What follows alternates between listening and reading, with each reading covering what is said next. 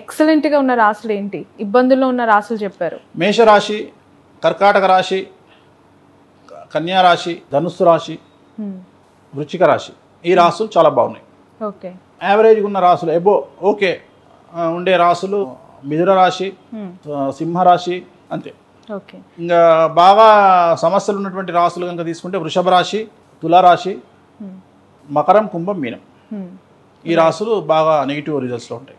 రాశులు ఓవరాల్గా మీరు చెప్పారు, ఒకటో పాదము ఆశ్లేష నక్షత్రం ప్రకారం అని చెప్పారు కదా. ఇండివిజువల్గా చూసినప్పుడు వీటి ఫలితాలు మారే అవకాశం ఉంటుందా? తప్పకుండా. ఇప్పుడు వీటిని మనం మాట్లాడుకుంది గోచారం అంటాం. ఇప్పటి వరకు మనం చెప్పుకున్న ఫలితాలన్నీ కూడా గోచార ఫలితాలు, అంటే సంవత్సర ఫలితాలు.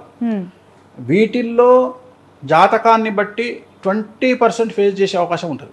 ఇవి 20%. వ్యక్తిగతమైనటువంటి జాతకానికి వచ్చినప్పుడు సపోజ్ గురువు చాలా బాగున్నాడు అనుకుంటే వాళ్ళకి ఏం సమస్యలు ఉండవు. శని బాగున్నాడంటే వాళ్ళకి ఏ సమస్యలు ఉండవు. సో నేను చెప్పిన దాంట్లో కొన్ని సమస్యలు ఉండొచ్చును, కానీ 20% ఉంటాయి. అందరికి ఉండాలని రూలేం లేదు. కానీ కొంతమందికి 100కు 1000% కూడా ఉండొచ్చు. అంటే గ్రహాల యొక్క కాంబినేషన్. ఉదాహరణ, ఇప్పుడు నేను చెప్పిన రాసుల్లో శని మహర్దశ, రాహు మహర్దశ, కేతు మహర్దశ నడిస్తే వాళ్ళు చాలా వరస్ట్ ఉంటుంది వాళ్ళ జాతకం. సో వాళ్ళకు గురు మహర్దశ నడిస్తే బాగుంటుంది, శుక్ర మహర్దశ నడిస్తే బాగుంటుంది. దశాచిత్రం ఇప్పుడు మనం మాట్లాడుకుంది గోచారం, రెగ్యులర్గా ఇండివిజువల్ జాతకం, గ్రహచారం. సో వ్యక్తిగతంగా చూసుకునే జాతకాన్ని దీన్ని రెండింటిని బేరీజ్ వేసుకొని దీంట్లో ఏలినాటి శని ఒకటే ఎఫెక్ట్ అవుతుంది, మిగిలినవన్నీ పెద్ద ఎఫెక్ట్ కావు. రవి రెగ్యులర్గా మారుతూ ఉంటాడు మంత్లీ, చంద్రుడు రోజు మారుతాడు.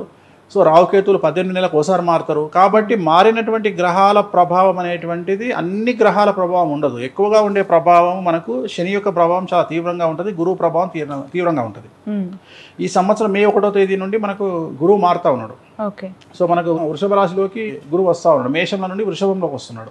వృషభంలోకి అన్నప్పుడు మిథున రాశికి వ్యయానికి వస్తాడు, కర్కాటక రాశికి గురువు లాభస్థానంలోకి వస్తున్నాడు, అలాగే సింహరాశికి కూడా లాభస్థానంలోకి వస్తున్నాడు. సో అందువల్ల ఏంది, ఇప్పటి వరకు కొన్ని మనం నెగిటివ్ మాట్లాడుకున్నాం సింహరాశి గురించి, కానీ సింహరాశికి చాలా అనుకూలంగా ఉంటుంది. ఎందుకంటే గురువు 11వ ఇంట్లోకి వస్తున్నాడు, అలాగే 10వ ఇంట్లోకి వస్తున్నాడు, అలాగే గురువు కర్కాటక రాశికి 11వ ఇంట్లోకి వస్తున్నాడు. సో ఈ కాంబినేషన్ తీసుకుంటే ఏంటంటే గోచారం వేరు, గ్రహచారం వేరు. సో మనం ఇప్పుడు చెప్పుకున్నవి కొంతమందికి 20% పనిచేస్తే కొంతమందికి 120% పనిచేసే అవకాశం ఉంది. బట్ ఓవరాల్గా దీని రిజల్ట్ ఉంటుంది 20% అని ఉంటుంది, కానీ ఓవరాల్గా 100% ఉంటుంది గ్యారంటీ లేదు. కొన్ని రాశులకు మాత్రం 100% ఉండే అవకాశం ఉంది. ఉదాహరణ మకరం, కుంభం, మీన రాశులకు మాత్రం ఖచ్చితంగా ఇప్పుడు నేను చెప్పినవన్నీ 100% ఉంటాయి. మిగిలిన రాశుల వాళ్ళకు కొద్దిగా అటు ఇటుగా ఉంటాయి. Okay, right.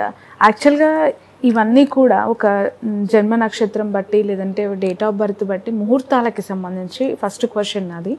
వాళ్ళు ప్రతి చిన్నది కూడా లిటరల్లీ పెళ్లి ముహూర్తమే కాదు, పిల్లలు పుట్టడానికి కూడా ముహూర్తము వాళ్ళు టైం చూపించుకొని అదే టైంలో కావాలనుకో, వీటిని ఎలా చూడాలంటారు? నిజంగానే వాటికి అంత పవర్ ఉంటుందా? 100% అమృత కాలం అని, అమృత గడియలని, అంటే అమృత గడియలు అని రూల్ ఏం లేదు. సో ప్రతి సమయం, ఉదాహరణ ఇప్పుడు గృహప్రవేశం చేస్తున్నారు అంటే ఖచ్చితంగా ముహూర్త బలం అనేది చూసుకోవాలి. ముహూర్త బలం ఏం చూసుకోవాలి అంటే నక్షత్రానికి సాధన తార, సంపత్ తార, పరమమైత్ర తార అని ఉంటాయి. ఈ 3 పనికి వస్తాయి. సో సాధన తార, సంపత్ తార, పరమమైత్ర తార, మైత్రతార అంటే మిత్రతార. సో ఈ 4 పనికి వస్తాయి. నైదన తార పనికి రాదు, జన్మతార పనికి రాదు, విపత్తార పనికి రాదు. సో ఈ రకంగా కనుక తీసుకుంటే మనం మన జాతకాన్ని విశ్లేషించి ఒక వ్యక్తి పుట్టినటువంటి నక్షత్రాన్ని కంపల్సరీ చెప్పుకోవాలి. ఇంకొకటి సౌత్ ఇండియాలో కనుక తీసుకుంటే కర్ణాటక రాష్ట్రంలో మరియు తమిళనాడు రాష్ట్రంలో నక్షత్రం లేకుండా పూజలు ఎవరు చేయరు గుళ్ళో. కానీ ఇక్కడ మనకు తెలంగాణ, ఆంధ్రప్రదేశ్లో అసలు నక్షత్రమే అడగరు. అది చాలా తప్పు. పంతులు కూడా ఏం చేయాలి అంటే గుడికి వచ్చినటువంటి భక్తుడిని అట్లీస్ట్ మనము ఏమంటారు అష్టోత్తరం చెప్పేటప్పుడు, ఒక అర్చన కార్యక్రమం చేసేటప్పుడు కూడా పేరుతో పాటు నక్షత్రాన్ని అడగాలి. జనరల్గా మన తెలుగు రాష్ట్రాల్లో అడగరు అట్లా. జనరల్గా నేనైతే ఖచ్చితంగా నక్షత్రాలు లేకుండా పూజలే చేయను, అసలు ఏ పూజ చేయను. అంటే ఇది తమిళనాడు, కర్ణాటక సాంప్రదాయం. ఇది కంపల్సరీ మనం పుట్టినటువంటి వ్యక్తి యొక్క నక్షత్రము, గోత్రము ఖచ్చితంగా చెప్పాల్సిందే. కానీ చెప్పట్లేదు చాలామంది. నక్షత్రాలు చెప్పకుండా ఇప్పటి నుండి మీరు ఏం చేయాలి, ఎవరైనా దేవాలయానికి వెళ్ళినప్పుడు కూడా మీ పేరిట పూజ చేస్తున్నప్పుడు కూడా పంతులు గారు మీ నక్షత్రం అడగకపోతే, స్వామి మా నక్షత్రం భరణి నక్షత్రం. కొన్ని నక్షత్రాలు ఉదాహరణ అశ్విన్ భరణి కృత్తిక పాదం మేషం అంటే భరణి నక్షత్రం 1వ పాదం వరకు మేషరాశి వస్తుంది, కృత్తిక 1వ పాదం వరకు మేషరాశి వస్తుంది, కృత్తిక 2వ పాదం నుండి మనకు వృషభ రాశి వస్తుంది. సో అప్పుడు మనం ఏం చేయాలి అంటే స్వామి మాది కృత్తిక నక్షత్రం వృషభ రాశి, కృత్తిక నక్షత్రం మేషరాశి, విశాఖ నక్షత్రం తులారాశి, విశాఖ నక్షత్రం వృశ్చిక రాశి. ఇలా మీరు క్లియర్గా చెప్పుకొని అర్చనలు చేయించుకోండి. సో ఖచ్చితంగా నక్షత్రాలకు సంబంధించి, ముహూర్తాలకు సంబంధించి ఖచ్చితంగా చూసుకోవాల్సిందే. పుట్టుకకు సంబంధించి ఈ మధ్య కాలంలో ఖచ్చితంగా జాతకాలు చూయించే మనకు ముహూర్తాలు పెట్టుకుంటున్నారు.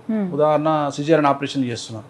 సో మంచిదే, కానీ చూసే పంతుల మీద డిపెండ్ అయి ఉంటుంది జాతకం. చాలామంది ఏమనుకుంటారంటే జాతకం చూడంగానే సూపర్ స్టార్లు అనుకుంటారు. కాదు, చూసినటువంటి పంతులు మెంటల్ కండిషన్, ఐక్యూ లెవెల్. అంటే మామూలుగా మనం కామెడీ చేస్తుంటాం. ఏమని కామెడీ చేస్తుంటాం అంటే 10th క్లాస్ ఎగ్జామ్ను పెళ్ళాంతో గొడవ పడ్డవాడు వచ్చి దిద్దితే ఒక రకంగా దిద్దుతారట, మంచి మూడులో లవర్ని కలిసి వచ్చిన వాడు దిద్దితే ఒక రకంగా దిద్దుతారట. అట్లనే ఇక్కడ పంతులు కూడా ఏంది అంటే, పంతులు మనం ఫోన్ చేసి స్వామి మా కొడుకు ముహూర్తం పెట్టండి అనగానే ఆయన నక్షత్రం చూసి ఇది పనికొస్తుంది నా విశాఖ నక్షత్రం, ఇది పనికొస్తుంది నా భరణి, అలా పెట్టొద్దు. కుండలి వేసి, కుండలి మొత్తం వేసి అతని లగ్నం ఏం లగ్నం అవుతుంది, దశాచిత్రంలో ఏమొస్తుంది, 6వ స్థానంలో ఎవరున్నారు, 12వ స్థానంలో ఎవరున్నారు, 4వ స్థానంలో ఎవరున్నారు, మాతృస్థానంలో ఎవరున్నారు, పితృస్థానంలో ఎవరున్నారు అన్ని చెక్ చేసి అప్పుడు ముహూర్తం పెడితే అది కరెక్ట్ ముహూర్తము, అది సక్సెస్ రేట్ ఉంటుంది. అంతేగాని నక్షత్రం చూసి ఈ నక్షత్రం బాగుంది పొండి అంటే అది పనికి రాదు. సో అదే చెప్తున్నా, మీరు ఆ కండిషన్లో ఏ ముహూర్తం కోసం ఎవరిని సంప్రదించిండ్రో అతను ఇచ్చినటువంటి రిజల్ట్ను బట్టి మీకు రిజల్ట్ వస్తుంది. అతను ఇచ్చినటువంటి ముహూర్తాన్ని బట్టి మీకు రిజల్ట్ వస్తుంది. అందరూ ఏమనుకుంటారు, మేము టక్కున ఆపరేషన్ చేయించుకున్నాం, మంచి జాతక ముహూర్తం పెట్టినాం, లోపలికి పోతే కానీ అర్థం కాదు అసలు ఆ లగ్న కుండలిలో లగ్నం ఏ లగ్నం అయింది, 12వ స్థానంలో ఎవరున్నారు, తండ్రి స్థానంలో ఎవరున్నారు, రాహు ఉన్నాడా, కేతు ఉన్నాడా, తండ్రికి కలిసి వస్తుందా, తల్లికి కలిసి వస్తుందా. సో ఇన్ని క్వశ్చన్ మార్కులు ఉంటాయి. ఇవన్నీ ఆ పంతులు టైం తీసుకొని కనీసం అరగంట నుండి గంట టైం పడుతుంది ముహూర్తం పెట్టడానికి. కానీ మనకి ఏం చేస్తున్నాడు పంతులు, 30 seconds 1 minute ముహూర్తం చెప్తున్నా, పో 12వ తారీఖు నాడు 2:30 పో మధ్యాహ్నం. కానీ ఆ లగ్నం ఏమైంది, ఆ లగ్నం తర్వాత గ్రహాలు ఎక్కడెక్కడ ఉన్నాయి, నేను అదే చెప్తున్నా. వీళ్ళు ఏమనుకుంటారంటే హ్యాపీగా ఫీల్ అవుతారు. వీళ్ళు అడగాల్సింది ఏంటి అంటే నేను ఇంప్రూవ్ చేయడం వల్ల ఏమవుతుంది అంటే, బేసిక్ నాలెడ్జ్ వల్ల పబ్లిక్ కూడా అవేర్ వచ్చి పంతులను కొద్దిగా ఖచ్చితంగా అడిగేటువంటి అవకాశం ఉంటుంది. సో గురువు గారు మాకు లగ్నం మంచి లగ్నం పెట్టండి, కర్కాటక లగ్నమో ధను లగ్నమో పెట్టండి, అలాగే మాకు 7వ స్థానం ఖాళీగా ఉండేటట్టు చూడండి, అలాగే 12వ స్థానం ఖాళీగా ఉండేటట్టు చూడండి, 6వ స్థానంలో గ్రహాలు ఏం లేకుండా చూడండి. సో ఇలా చూసుకోవడం వల్ల ఏమవుతుందంటే అప్పుడు మనకు వృద్ధి అనేది ఏర్పడుతుంది, జాతకంలో విపరీత రాజయోగం ఏర్పడే అవకాశం ఉంది. ఓకే, బట్ ఒకప్పుడు జనరేషన్ అంతా కూడా నార్మల్ డెలివరీస్, ఇంటికి మంత్రస్థానంలో వచ్చి డెలివరీస్ చేసే పరిస్థితి నుంచి ముహూర్తాలు పెట్టుకొని ఇప్పుడు ఆపరేషన్లకి సర్జరీస్కి వెళ్ళే పరిస్థితికి వచ్చేసింది. అలా చేసినా కూడా ఫస్ట్ ఆఫ్ ఆల్ ఈ డిఫరెన్స్ని ఎలా చూడాలి, ఆ డిఫరెన్స్లో నిజంగానే ముహూర్తం పెట్టుకొని సర్జరీకి వెళ్ళినా కూడా ఎన్నో ఇబ్బందులతో పిల్లలు పుడుతూ ఉన్నారు. ఇందాక నువ్వు అడిగే ప్రశ్నకు నేను ఆల్రెడీ ఆన్సర్ చెప్పేసిన, దాని అర్థం అదే.